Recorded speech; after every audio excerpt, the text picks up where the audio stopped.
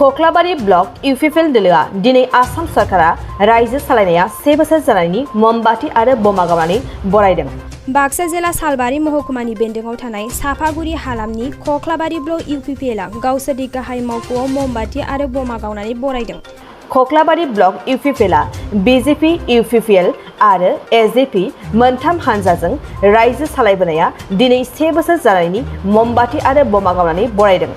खौरांगिरिनि सिगाङाव कक्लाबारि ब्लक इउपिपिएलनि आफादगिरि बिजु बसुमतारिया गोजोननायजों अरायबो रायजोनि मदद लानानै हानजाया थांनानै थानाय एबा देरहासार जाबाय थानायखौ हास्थायहरदों। खुलुमनायखौ आं जासिग्रोबाय। दा दिनैहाय जोङो बोसोरारि बा 1 बोसोर जानाय जि जोंनि एलायन्स गभर्नमेन्ट बीजेपी एजेपी आरो इउपिपिएल दोलोनि जि खुंथाय बे 1 बोसोर जाबाय। बे बोसोरारि सानखौ जोङो दिनै नैबे बे समाव आलारि बाथि फोजोंनानै जोङो फालिदों आरो फालिनायनि खारनानो जाहैबाय जे जोंनि जि एलायन्स गभर्नमेन्ट बे एलायन्स गभर्नमेन्टनि जिखिनि जाफुंसारनाय बियो इयुनावबो आरो दाबो जाफुंसारदों होननानै जों सानदों आरो बेनिखायनो इयुनाव जाहाथे जोंनि जि गभर्नमेन्ट बियो आरोबाव मोजाङै रायजो राजानि जिखिनि मिजिं बेखौ मोजाङै मोजां सुफुंलांनो हाथों बेखौनो जोङो केन्डेल लाइटिं खालामनायनि गेजेरजों इसोरनियाव जोङो आर'ज गाबनानै जोङो बेखौ दिनै फालिनाय जादों।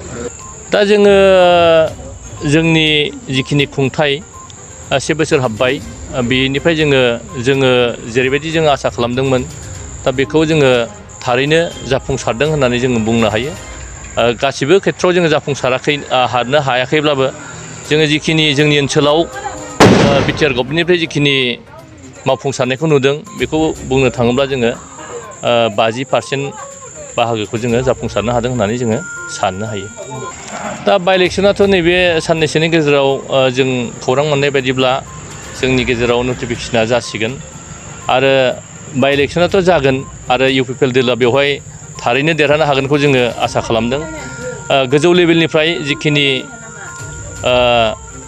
जाय बिथांमोनहा नायबिजिरनानै जायखौ बिथांमोनहा केन्डिडेट होगोन हयथ' बेजोंनो जोंनि साफ्रोमबो दोलोनि दैदेनगिरिफ्रा थाफानानै खामानि मावनो हागोन बेखौ जोङो आसा खालामनो हायो।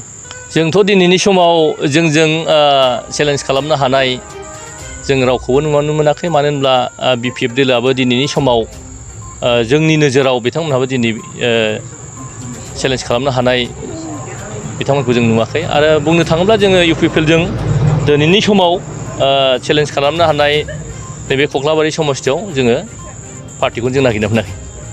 नोंथाङा सरखारि साख्रि नागिरदोंना? नोंथांनि थाखाय मोनसे गोजोनथाव खौरां। नोंथांनि थाखाय दं एडुकेट पइन्ट, जेराव नोंथाङा सोलोंथाइ लानायनि गेजेरजों सरखारि साख्रिनि गुबुन गुबुन रोखोमनि गोब्राब आनजादफोरखौ उथ्रिसारनो हागोन आरो गावनि आथिङाव गसंथानो हागोन। बे एडुकेट पइन्टआव नोंथांमोना SSC, bank PO, bank clerk, bank SO, UPSC, FSC, defence, railway, state insurance, AAO, ADO एसिस्टेन्टजों लोगोसे स्टेट लेभेल जब आरो माखासे सरखारि साख्रिनि आनजादाव गोनांथि जानाय आयदाफोराव सोलोंथाइ लानो हागोन। मख'नो गोनांदि बे सोलोंसालियाव साख्रिनिल' नङा, बेयाव MBA आरो सैनिक स्कुल बायदियाव एडमिशननि थाखाय एन्ट्रेन्स होनो थाखायबो सोलोंथाइ लानो हागोन। बे सोलोंसालियाव गाहाम थाखो खथानि सुबिदा दं आरो सम मथे नोंथांनि सोलोंथाइखौ बे सोलोंसालियाव होनाय जागोन। बेखौबो मिथिनांगोन दि बे एडुकेट पइन्टआव सोलोंथाइ लानानै बावैसो 2021-22 मायथाइनि एसएससी GDनि आनजादाव गासै 11 सा सोलोंसाफोरा उथ्रिसारनो हादों। बारा नङा, गासै 15,000 रांजोंनो नोंथाङा बे सोलोंसालियाव 6 दानसिम सोलोंथाइखौ लानो हागोन। बे सोलोंसालिया क'क्राझार, बरपेटा रड, गवालपारा आरो बङाइगावआवबो दं।